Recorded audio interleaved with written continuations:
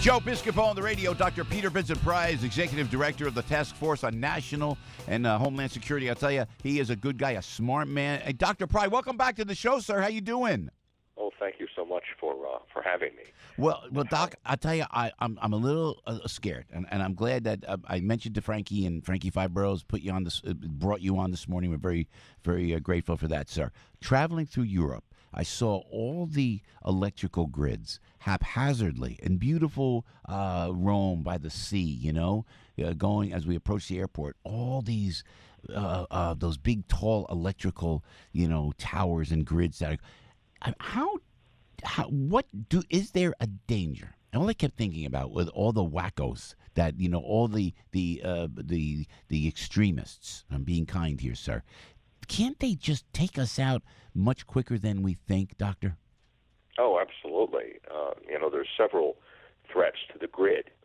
A person with a high-powered rifle who knew something about the grid, could take out, for example, extra high-voltage transformers. In fact, the U.S. Federal Energy Regulatory Commission did a classified study that leaked to the Wall Street Journal that estimated that if the bad guys knew about there are 2,000 extra high voltage transformers in the U.S. national grid, and if they knew the 9 key, all they'd have to take out is 9 key transformers, and they could put the whole nation into blackout for more than a year. Then, of course, there's cyber warfare that we know the Russians, Chinese, and North Koreans, can penetrate the control systems. And the worst threat to the grid is an electromagnetic pulse, either from a nuclear weapon or from the sun, which is inevitable. Right. That we'll get hit one day with another geomagnetic storm like the 1859 Carrington event that would affect the entire world, as a matter of fact, not just the United States. Just refresh us about the 1859 event, sir, if you would, please. Sure. That was the strongest solar storm that we have know of on record. It's named the Carrington event because a person who was studying sunspots, a professor, an English professor named Carrington, made the connection between the coronal mass ejection that comes out of the sunspots. It's basically a big blob of ionized plasma that gets shot out of those sunspots, and it was headed right toward the Earth. And 11 hours later, after he saw it coming out of the sunspot, it impacted the Earth because there were enormous aurora borealises that could be seen all over the world down on the Hawaiian Islands. The aurora borealis was so bright that you could read newspapers at night in London by it. But the most significant thing about it was the crude electrical systems of the time, which was the telegraph system. I mean, at that time in 1859, there were telegraph systems all over the world. The colonial powers had put them in India, China, Africa, Australia, North America, and all over the world. The telegraph systems failed catastrophically. Telegraph systems burned down. The great the transatlantic cable, Europe and North America, had just been linked by an undersea telegraph cable, and the pulse from the sun was so powerful it penetrated miles deep into the Atlantic Ocean and burned it up. Now, civilization didn't depend on electricity in 1859. Those were the horse and buggy days. But if something like that happened today, we are an electronic civilization. We can't support the 330 million Americans, that we have now without an electric grid and all the other life-sustaining critical infrastructures that are associated with food, water. Yep, existence as a civilized society, sir. And Dr. Pry was thinking about you. I'm taking a bus to the airport yesterday, and I'm looking at the grid, and I said, I got to talk to Dr. Pry about this and then I see it in New Jersey too. It's so open, and then we see, hundreds of thousands of people show up last Friday to protest climate change in New York, and then we saw the 16-year-old girl speak at the UN and lecture us.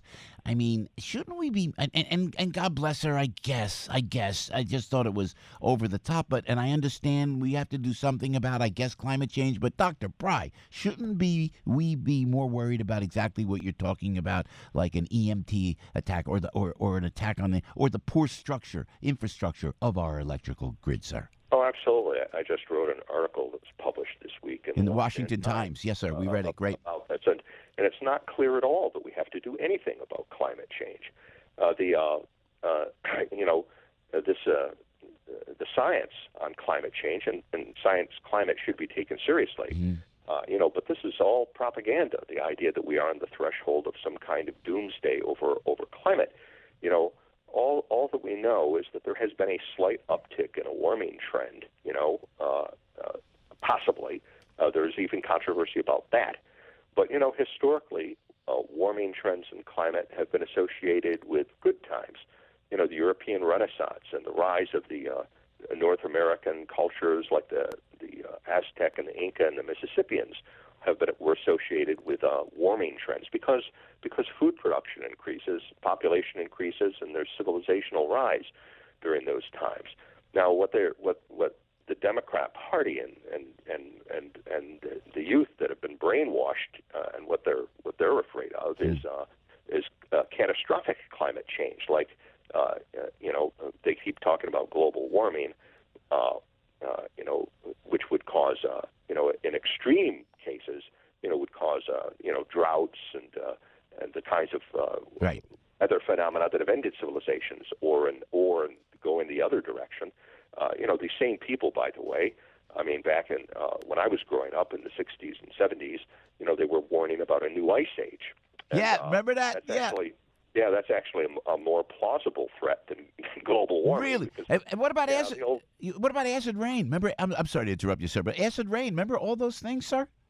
Oh yes, and there was a major federal study. The acid rain scare lasted about 10 years until the U.S. government spent about $500 million to have a study done, and that concluded that there really wasn't an acid rain threat to civilization. It's a minor problem, something that could be addressed, but not a civilization-ending kind of threat. Remember overpopulation. Paul Ehrlich's The Population Bomb in 1968.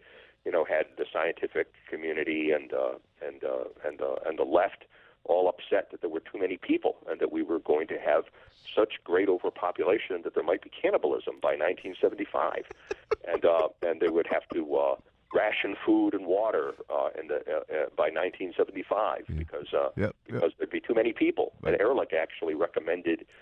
He's a Stanford University professor, very respected scientist, not a nut, but he'd recommended putting sterilizing chemicals into food and water. Oh, my Lord.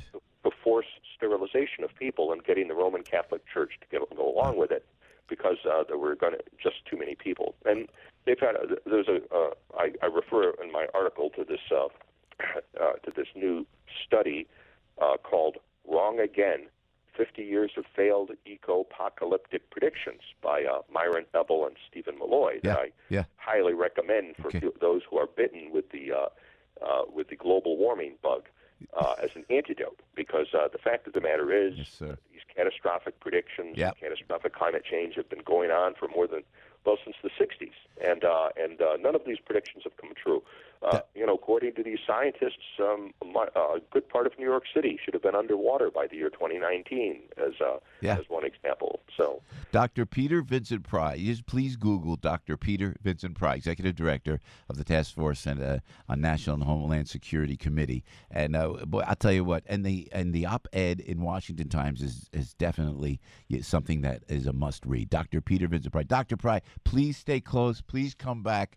You're speaking and making all the sense in the world, and thanks for being on top of all these things that we worry about, sir. We appreciate it very, very much.